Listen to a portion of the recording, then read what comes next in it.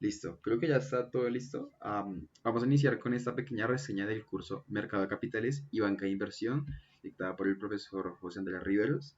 Am, Esta fue una materia que honestamente disfruté bastante. Siento que trae temas financieros que en la facultad por lo menos yo nunca había visto y me parece excelente ya que siento que otras universidades sí se preocupan un poco más de esto y aquí antes no, entonces siento que es una gran introducción en verdad que es el mundo financiero. Esta materia afecta los miércoles de 4 horas, de 3 a 7. Y bueno, vamos a empezar un poco con lo que es la reseña. Digamos que vamos a pasar con las slides, ya funciona. Entonces, introducción, ¿qué es lo que yo esperaba del curso? Como la primera vez que lo vi, la primera clase, el profesor se presentó y hizo énfasis mucho que estaba basado un poco en los conocimientos del CFA, que es una certificación que acá dice Chartered Financial Analyst, en la que para certificarse de esto, según entendí, solamente hay 48 CFAs en Colombia, entonces es una certificación un poco prestigiosa, me atrevería a decir, y cubre en gran mayoría todos los temas de finanzas que hay, o por lo menos que una persona con ese CFA debería poseer en su totalidad, del cual está dividido en tres niveles. Según entendí, el profe lo que hizo fue hacer como un gran resumen del primer nivel de los temas acá.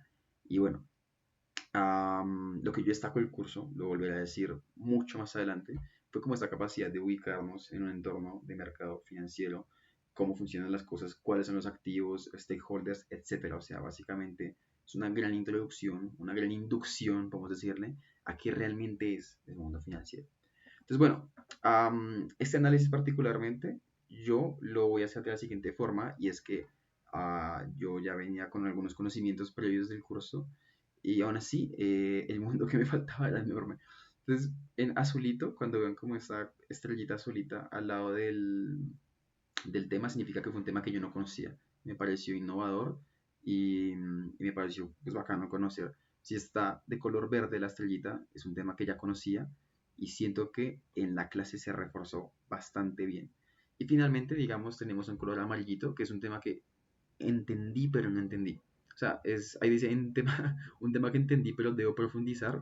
Realmente debería ser como un tema que no entendí del todo. O sea, sí sé cómo funciona, pero tengo que ensayar más. Y bueno, entonces, ¿cuál es la agenda? La agenda básicamente comprende las subsecciones del curso. Primero iniciamos con Economics, luego con Corporate Finance, luego con Equity y luego con Fixed Income. Entonces, estas dos primeras que de acá, no sé si alcanzar que estoy señalando, fueron dos súper introductorias. O sea, sin estas dos, lo demás no se entendería. ¿En qué sentido? De que te presentan las bases de todo lo demás del curso, lo que lo hace bastante innovador, me parece a mí, como que te genera un buen análisis. Y a mí lo que me parece es que todo eso es lo que uno ve en la carrera como fundamentos de economía. Y no solamente en fundamentos de economía, sino hasta macro 3, porque salen temas de crecimiento. Y corporate finance es todo lo que uno ve desde fundamentos de gestión de contabilidad, creo que se llamaba así, hasta finanzas avanzadas. Honestamente, Corporate Finance es una sesión un poco pesada, pero si conoces estos temas y los tienes bien, lo demás es muy entendible. Equity ya habla de renta variable, fixed income de renta fija, derivados, impresionante el tema, creo que es mi favorito acá, alternative investments, ethics y portfolio management. Yo siento que todo acá se construye hasta portfolio management porque cuando conocemos todo lo demás, todo lo que hemos visto, uno ya dice, ya puedo hacer un portafolio, ya entiendo mucho los distintos activos que hay en equity, fixed income, derivatives y alternative investments. Y claro, está la sesión de Ethics, que está justo antes de Portfolio Management, que pues nos permite analizar un poco por qué es importante también tener como cierta humanidad a la hora de trabajar con estos temas. Así que sin más preámbulo, empecemos. Acá, primer ejemplo, Economics, estudio economía, entonces está en verdecito porque siento que ya conocía muchos temas y aún así se reforzaron bastantes. Entonces vamos a empezar con más o menos un recorrido del curso destacando lo que aprendí.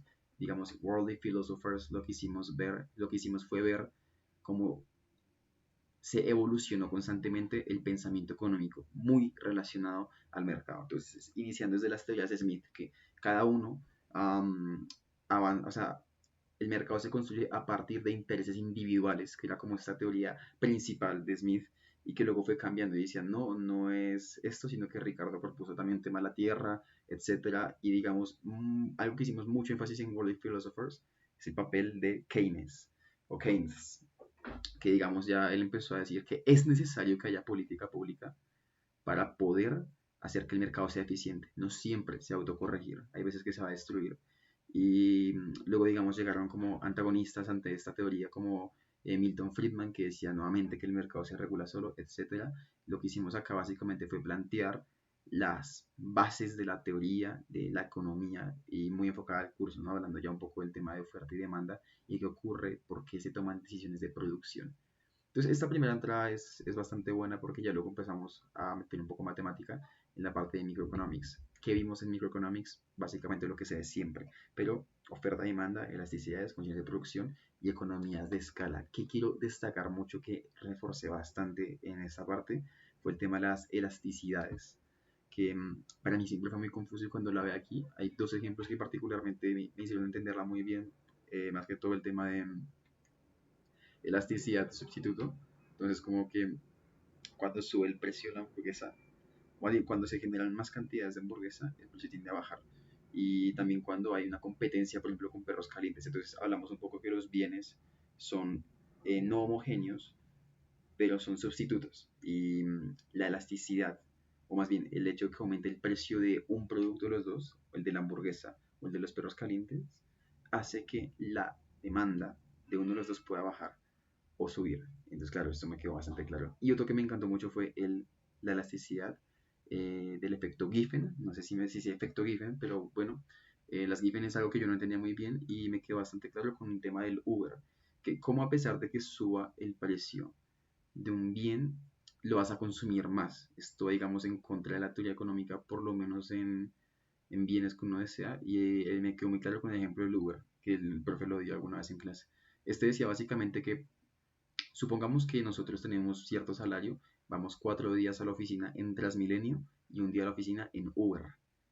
Y pasa lo siguiente, sube el precio de Transmilenio 200 pesos, eso hace que sea más costoso irse en Transmilenio. Pero ahora, nuestro salario estaba como digamos tan metódicamente planeado que lo que teníamos reservado para el Uber el otro día, o sea, los viernes, podemos decirle, ya no nos alcance y tengamos que destinar ese como pequeño fragmento de presupuesto de Uber para usar Transmilenio todavía. Entonces, sube el precio de Transmilenio y tenemos que ir encima un día más, porque nos está recortando el precio de otro bien.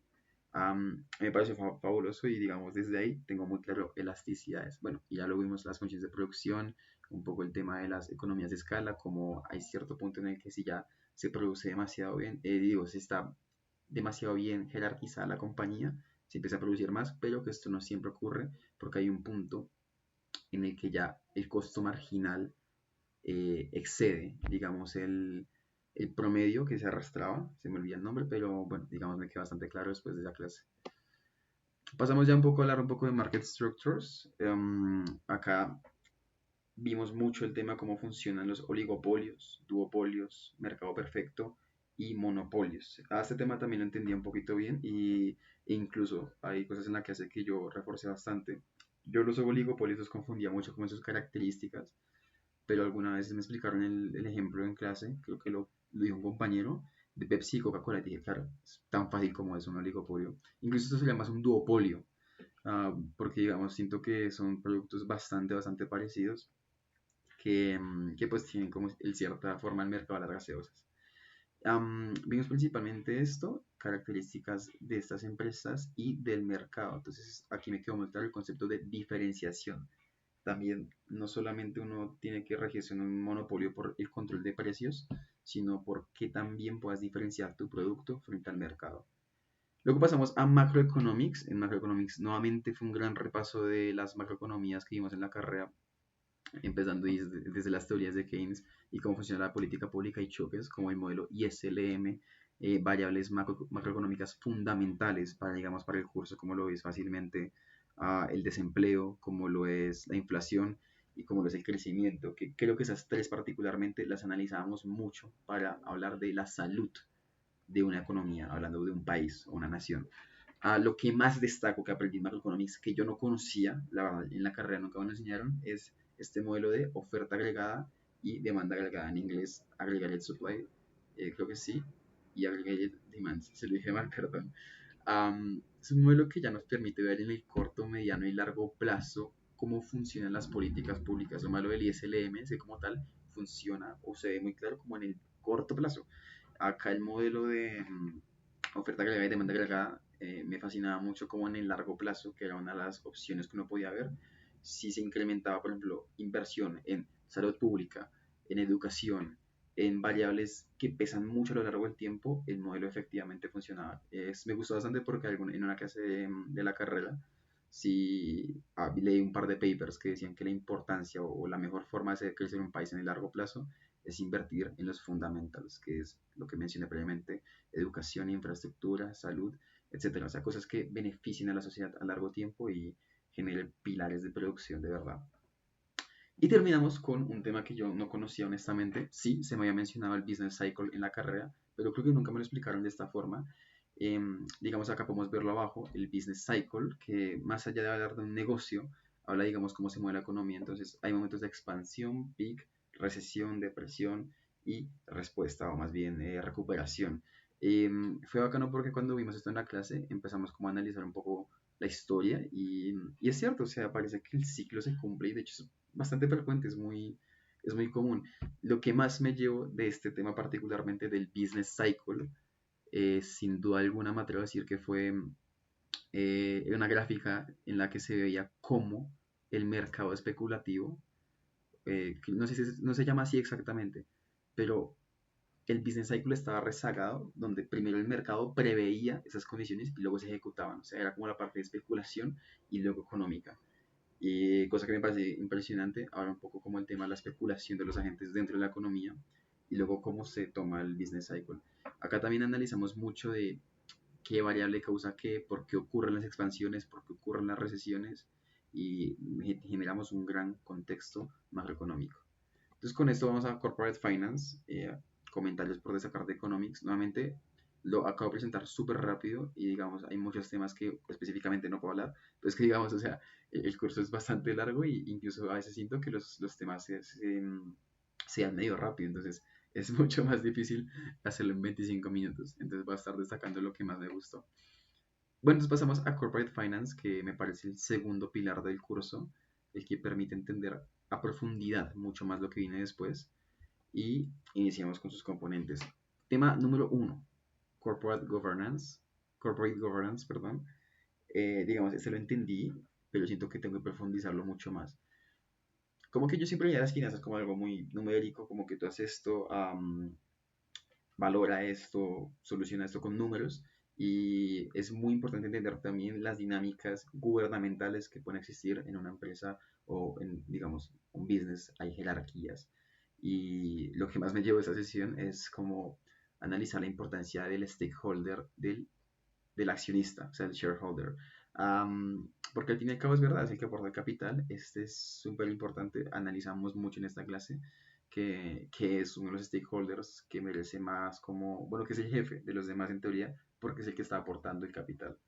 Mm, Aquí me llevó mucho el tema de que hay que entender que a veces se van a generar conflictos de intereses entre los stakeholders y es normal que ocurra, pero digamos lo ideal es que la junta directiva y el CEO siempre preserven por el bien de la compañía. O sea, el bien común al fin y al cabo va a traer grandes beneficios antes que bienes individuales en esta primera parte. Digamos, acá también se contrarrestaba un poquitico las teorías de Milton Friedman y Smith que hablábamos en Economics. Creo que en la clase incluso hablábamos un poquito de eso. Luego vamos a Capital Budgeting. Aquí ya empezamos a meter la mano mucho en el tema financiero, me parece a mí, y empezamos a hablar de proyectos y cómo se genera el presupuesto para esos proyectos o para el capital en general. Entonces, una decisión de inversión es irreversible, qué métodos hay que usar, etcétera. Acá veíamos básicamente todo el componente de matemáticas financieras, valor presente neto, TIR, el periodo de repayback, etcétera. Un montón de variables que usamos para dar métricas de qué tan bueno es un proyecto o no, teniendo en cuenta sus flujos de caja futuro. Ahorita vamos a hablar de pronto los flujos de caja futuros, pero principalmente, digamos, ahí hablamos todo el tema de matemáticas financieras sobre proyectos y los pasos para generar o planear un proyecto. Luego pasamos al costo de capital. Ese tema ya lo entendí bastante bien. De hecho, la exposición final fue del costo de capital también. Que creo que quedó divertida. Y pues ya hablamos un poco de cuánto cuesta adquirir ese capital. Entonces está el clásico costo de la deuda y está el clásico costo del patrimonio que tiene que ponderarse continuamente para que o sea, para calcular un costo ponderado de la capital, tiene que tenerse en cuenta esta proporción de la deuda, proporción del patrimonio y cuánto cuesta cada uno, qué modelos se usaban para cada uno. Si teníamos, por ejemplo, una deuda compuesta por emisión, porque hay empresas que para adquirir deuda emiten bonos, pues usábamos la tasa, o sea, el yield, la yield rate del bono, porque reflejaba cuánto efectivamente costaba endeudarse si la empresa emitía el bono en ese momento. Eso lo aprendí muy bien en esa clase porque cometí un error. Y para calcular, digamos, bueno, si tu costo de la deuda es como con una empresa, bueno, pues es sencillamente el precio, bueno, la tasa de interés. Y ya finalmente, costo del equity se calcula generalmente con el modelo KPM. Hay modelos que calculan solamente los dividendos, pero es erróneo usarlos porque no todo proyecto o no toda empresa emite acciones. Bueno, acá digamos voy a pasar un poco por encima del KPM que también entiendo perfecto, pero tengo que tener en cuenta la tasa libre de riesgo, que lo veremos en Fixed Income.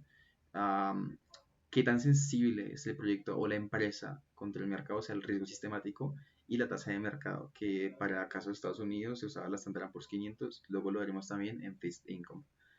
Pasamos al leverage y working capital. El nivel de apalancamiento de una empresa trae riesgos a esta. Entonces se analizaba mucho el tema y los costos de qué significa apalancarse para producir capital. También vimos working capital, que son múltiples medidas de cómo estamos trabajando ese capital, como dice el nombre, teniendo en cuenta cuentas como los inventarios, cuentas por cobrar y cuentas por pagar. Con estas tres sacamos métricas de la eficiencia o las rotaciones de activos o pasivos en la empresa. Importantísimo para calcular el flujo de caja también. Pasamos a equity, este es el temario más largo que hay en todo el curso.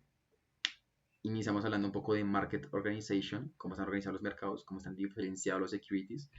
Um, Aquí analizamos básicamente todos los mercados que existen, es que están mercados de commodities, mercados de derivados, mercados de bonos, etcétera. Una gran inspección a los financial markets. Lo que más me llevó de esta subsección fue la siguiente frase, no la dijo el profe, pero digamos la comprendí en un momento y es que todos los securities son activos, pero no todos los activos son securities.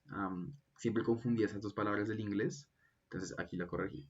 En Market Indexes, acá ya es donde yo hablaba un poquito del Standard Poor's 500, hay agregados índices, generalmente en múltiples áreas, me refiero multidisciplinares, pero acá en las finanzas más que todo se utilizaba para agregar, o sea, ponderar ciertos rendimientos, acciones o activos o securities en un solo índice que nos habla un poco de un agregado. ¿Cuál es el más común del mundo? Standard Poor's 500. Acá lo podemos ver en la pantalla.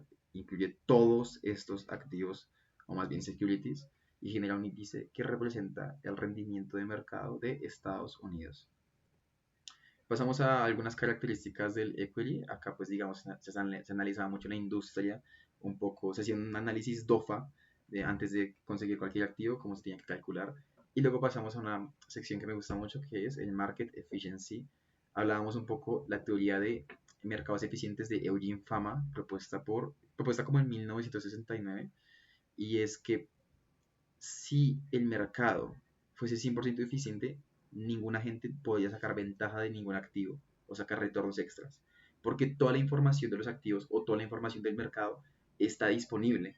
Entonces, el valor, básicamente el valor intrínseco de todos los activos igual al valor de mercado y no puedes sacar ventaja de eso. La imagen que tengo acá, digamos, representa un poco el Market Lemons, que es una teoría propuesta por Stiglitz, no sé si recuerdo bien si era por él o por alguien anterior. Si no, era por otro que empezaba por A, se me olvida. Y claro, acá lo que está pasando es que le está vendiendo el cliente un carro, porque la teoría se hacía con carros, que es de forma de limón. El vendedor sabe que tiene mal el carro, los clientes no. Si ambos supieran cuáles son las ventajas, pros y contras del carro, el precio acordado sería el precio de mercado. Como aquí no ocurre, lo más seguro es que el vendedor saque cierta ventaja en retornos. Y pasábamos a Equity Valuation. Esta es la única diapositiva que tiene una estrella. Lo que significa la estrella es que fue el tema que a mí más me gustó porque, digamos, si estuve estudiando algo mucho antes de ver el curso fue métodos de valoración de equity. Entonces está la valoración por activos, la valoración um, valoración por activos, valoración de discounted cash flow y valoración teniendo en cuenta comparativos. Estamos usando múltiplos, algo así. Un segundito, quiero revisar si el video tiene que durar mínimo, espérate, mínimo 25 minutos o máximo, porque si es máximo ya me estoy llevando.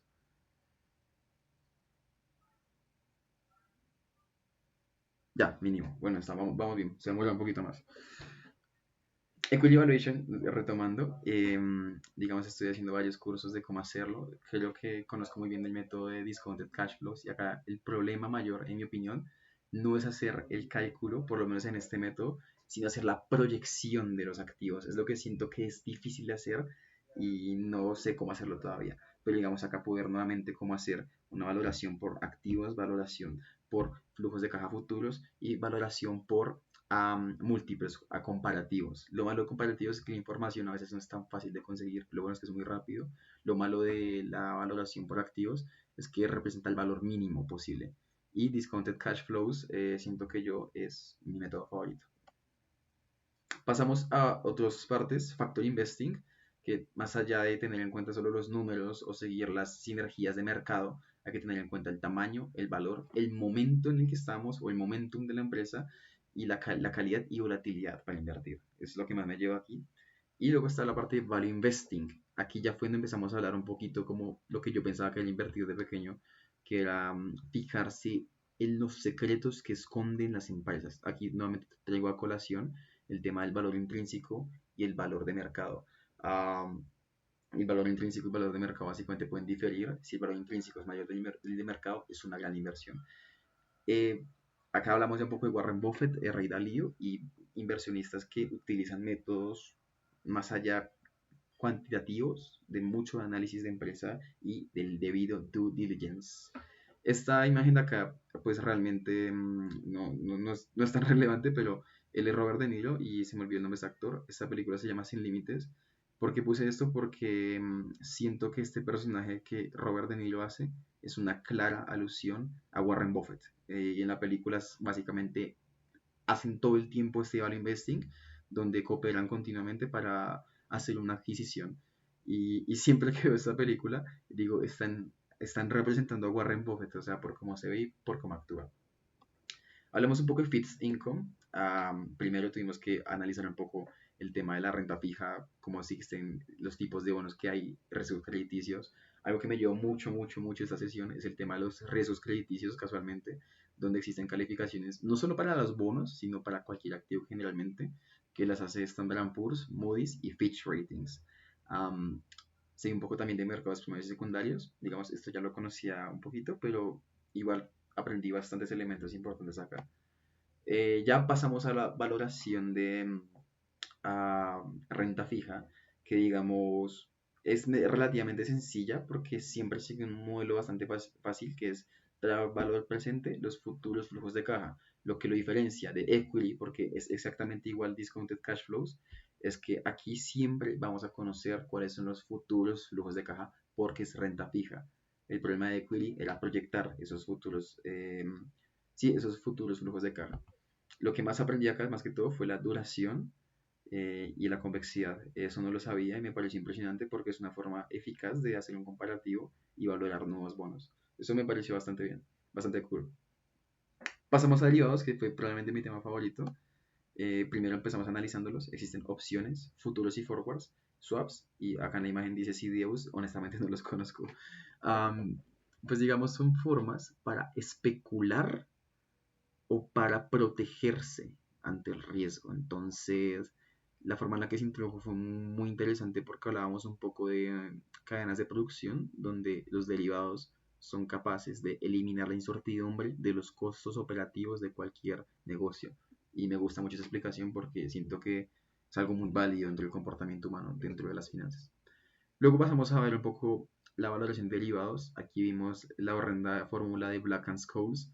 Pues de hecho no es horrenda, es súper bonita. Es más bonita si la entiendes.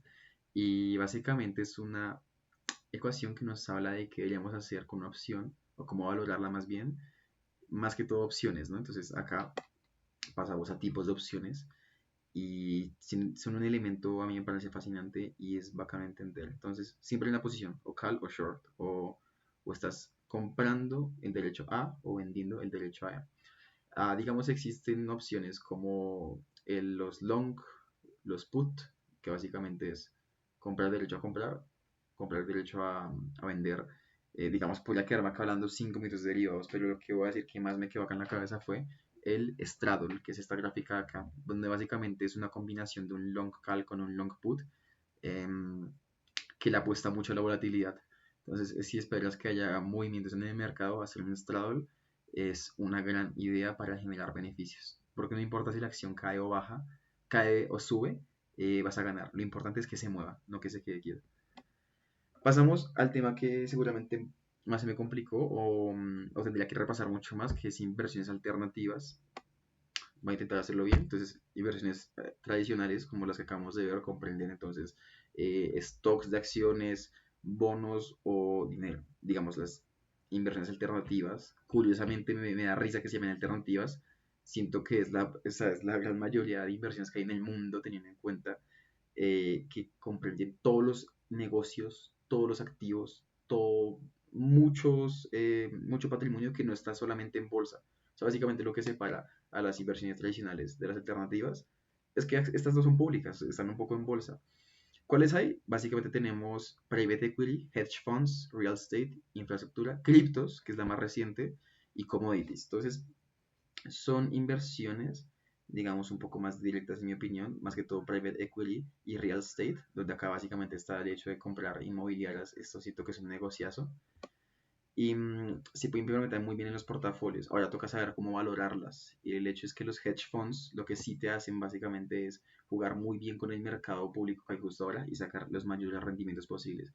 Private equity es una alternativa que me gusta bastante, ya que se encarga de fijarse en los pequeños negocios que hay alrededor del mundo que pueden tener un gran potencial de crecimiento. Me parece bacano. Ethics.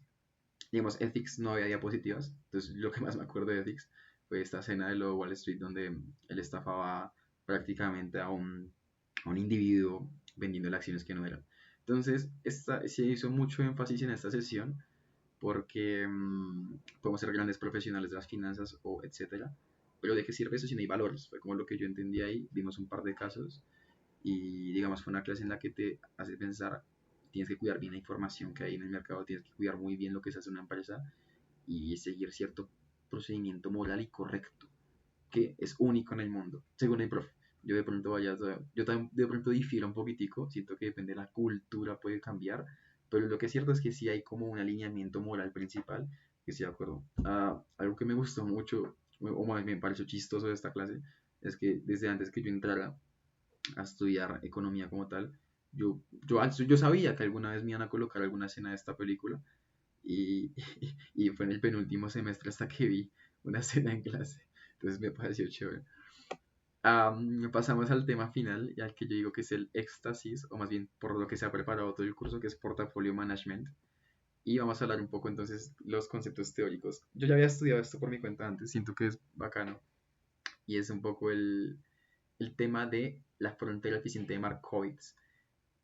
Hay que saber de estadísticas si quieres entender un poco la diversificación, porque sí o sí un portafolio tiene una parametrización estadística detrás de él.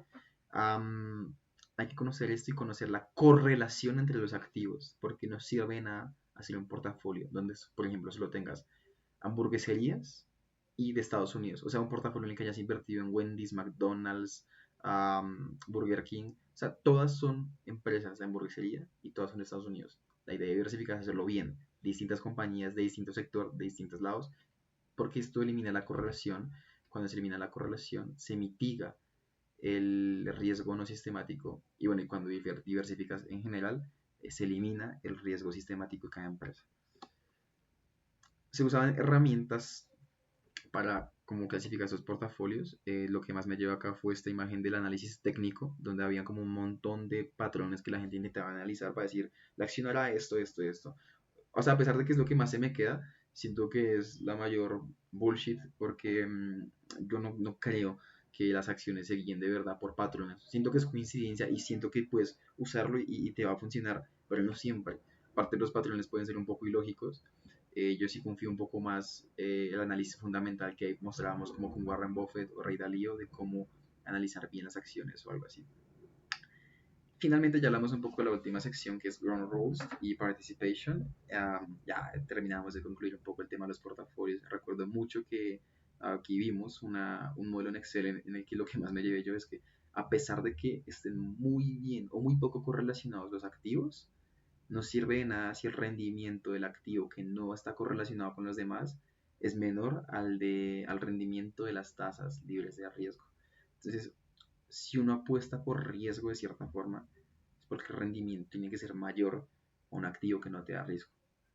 Eso lo vimos en esta parte con un Excel y en las diapositivas encontré este histograma o esta distribución de probabilidad donde digamos, vimos un poco el tema value at risk. Ahora, creo que no lo vimos en clase, pero este tema me gusta bastante porque habla cuál es la pérdida esperada en el 5% de los peores casos que tenemos en el mercado. Esto se hace mucho con estadística.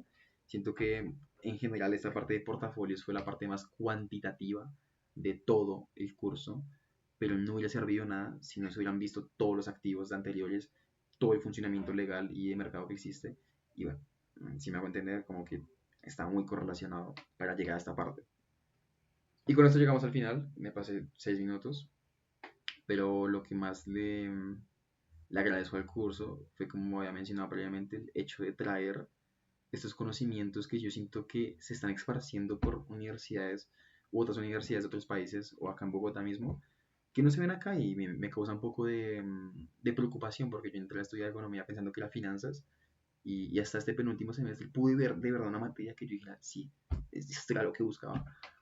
Y estoy muy agradecido, o sea, yo creo que ya se lo dije al profe, pero creo que ha sido mi materia favorita, sin lambonear, sin nada, o sea, sin lenguas sin verlos en la lengua en serio, es la calidad que yo esperaba y no sé, yo creo que el profe sí de cierta forma inspiró a mí y a varios estudiantes a hacer un CFA o un MBA y como plantearnos muy bien dónde está el mercado. Y bueno, esas fueron mis conclusiones de... acá está esa diapositiva porque no carga. Ya, esas fueron mis conclusiones del curso de mercado de capitales y banca de inversión. Gran curso en general y bueno, aprendí bastante y eso fue lo mejor de todo. Entonces, muchas gracias y profe, yo sé que estás viendo esto, eso espero. Muchas gracias, José, porque en serio fue un gran curso, me divertí bastante y así fue mi última materia de universidad como tal, o penúltima, pero fue una gran materia para llegar a como a esta recta final. Entonces, gracias. Como para ya, ya.